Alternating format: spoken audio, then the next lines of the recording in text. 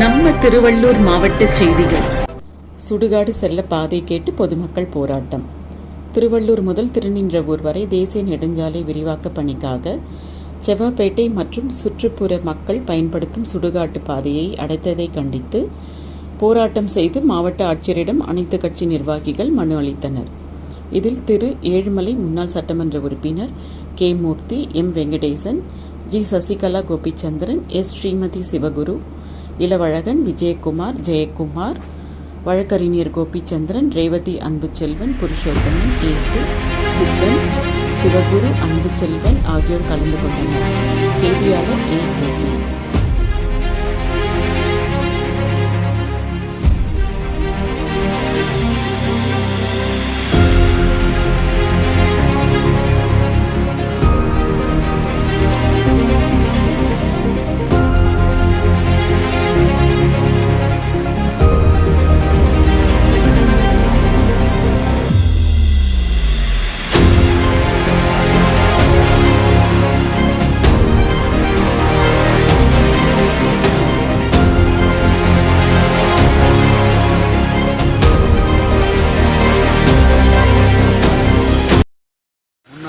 பூந்தமல்லி சட்டமன்றத்தின் உறுப்பினர்.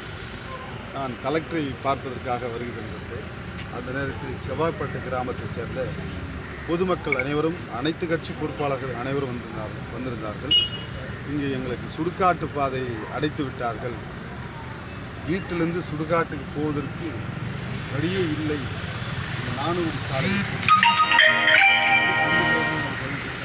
3 கிலோமீட்டருக்கு அப்புறமாக தான் 2 கிலோமீட்டருக்கு அப்புறமாக தான் போக வேண்டும், சுற்றி போக வேண்டும்.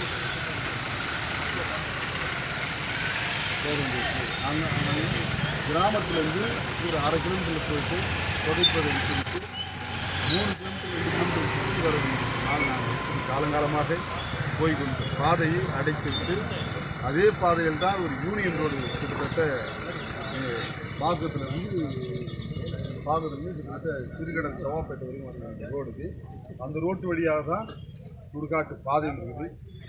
யூனியன் ரோடும் அடைத்து விட்டார்கள், சுடுகாட்டுக்கு போகிற பாதையும் அடைத்து விட்டார்கள். நாங்கள் போவதற்கு வழி இல்லை. அந்த பகுதி மக்கள் அனைவரும் பொதுவாக ஒன்று சேர்ந்து வருகை தந்து கலெக்டரை பார்ப்பதற்காக வருகை தந்திருந்தார்கள். அப்போது என்னை பார்த்தவுடன், நீங்கள் எங்கள்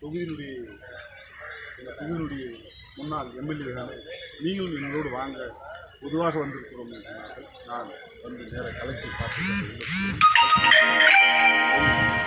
தேர்தல் பணிக்காக முன்னிட்டிருப்பதாக சொன்னார்கள். நாங்கள் அங்கிருந்து ப்ராஜெக்ட் ஆஃபீஸரை பார்த்து கலெக்டர்களை கொடுத்து எங்களுக்கு அந்த பாதையை வாங்கி தர வேண்டும் என்று அனைவரும் கேட்டுள்ளோம். கண்டிப்பாக இது உடனடியாக நாங்கள் பரிந்துரை செய்து அனுப்புகிறோம் என்று கலெக்டர் சொன்னார்கள். இது போன்ற செய்திகளை காண எங்கள் சேனலை லைக் பண்ணுங்க, ஷேர் பண்ணுங்க, சப்ஸ்கிரைப் பண்ணுங்க.